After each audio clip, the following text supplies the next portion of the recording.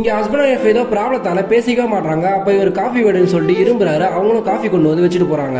இவங்களும் வீட்டுக்கு எதனா பொருள் வேணும்னா ஒரு பிளாக் போர்டு எழுதுறாங்க. அதை பார்த்துட்டு இவரும் வாங்கிட்டு வந்து தராரு. அப்ப தரும்போது சாணியை மெரிச்சது கூட பார்க்காம நடு வீட்டுல நடந்து போயிடுறாரு. அதை பார்த்துட்டு அவர் ரூம் கிட்ட பக்கெட் மாப்ப வச்சுட்டு போயிடுறாங்க. அவரும் அதை பார்த்துட்டு கிளீன் பண்றாரு. ஆனா சரியா துடைக்க மாட்டாரு. அதை பார்த்ததுமே கோவப்பட்டு காய்கறி வேகமா வெட்டுறாங்க. இவரும் பயத்துல நல்லா கிளீன் பண்றாரு. ஆக்சுவலா இவங்க புல்லாங்குழல் நல்லாவே வாசிப்பாங்க. அதை பார்த்துட்டு இவர் லவ் பண்ணி கல்யாணம் பண்ணிப்பாரு. ஒரு சண்டையில அந்த புல்லாங்குழையை உடைச்சு போட்டுருவாரு. அதனால இவங்க ரெண்டு பேரும் ப்ராப்ளம் வந்து பேசாமே போயிடுறாங்க. ஆனா இவங்க ஒரு நாள் வீட்டுக்குள்ளே மாஸ்க் போட்டுட்டு இருக்காங்க. என்னன்னு பார்த்தா கோவிட் டெஸ்ட் எடுக்கிறவங்க செக் பண்ணிட்டு போறாங்க. தென் இவங்க ரூமுக்குள்ள போய் கதவே சாத்திக்கிறாங்க. அதை பார்த்துட்டு இவரும் ரொம்ப பயப்படுறாரு. அப்ப ரிசல்ட் எப்போ வரும் பார்த்தா 3 நாள் கழிச்சு தான் வரும்னு சொல்றாங்க. அதனால இவங்களுக்கு தேவையான எல்லாத்தையும் இவரே செய்ய ஆரம்பிக்கிறாரு. டெய்லி அவங்களுக்கு தேவையான கஷாய சாப்பாடுன்னு இவரே செஞ்சு கொடுக்குறாரு. அவங்க ரூம் வாசல்லே பெட்டை போட்டு படுத்துறாரு. இவரை இதே தொடர்ந்து பண்ணிட்டு இருக்காரு. ரிசல்ட் வர மாட்டேங்குது. அதனால வந்தா நமக்கும் வரணும்னு சொல்லிட்டு அவங்க பக்கத்திலே போய் படுத்துறாரு. அப்பன்னு பார்த்து மெசேஜ்ல ரிசல்ட் நெகட்டிவ்னு வருது. அதை பார்த்தா ஹாப்பியா அந்த மெசேஜ் காமிக்கிறாரு. தென் புல்லாங்கல் கொடுத்து காஃபின்னு கேட்கிறாரு. இவங்களும் காஃபின்னு சொல்லிட்டு பேச ஆரம்பிக்கிறாங்க.